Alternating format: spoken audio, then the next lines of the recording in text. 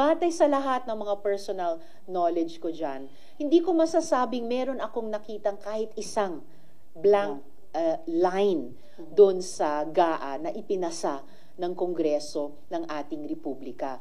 Mahirap din namang sabihing ipawalang bisa ang GAA ng 2025 dahil ang implikasyon niyan ay magkakaroon lamang tayo ng reenacted budget na laging hindi yan ideal situation para sa kahit anumang gobyerno. Pero napakaseryoso ng ganitong issue at mga tanong na sa kabila ng mga paliwanag ay patuloy na nire-raise.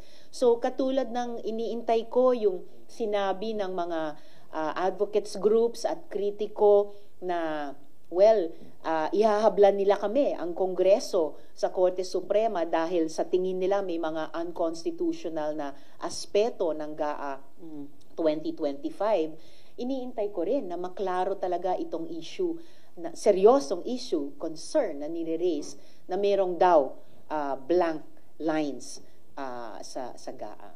Hanggang sa punto na bumabasa at nagdedepensa o kahit pala sa mga plenary interpellations, marami-rami akong in-interpellate ng mga budget ng ibang mga department at ahensya. Hindi yung mga sponsor ko na mga budget. Hanggang sa huling BICAM meeting na dinaluhan ko, wala akong nakita doon sa working drafts na tinatrabaho namin na blank line.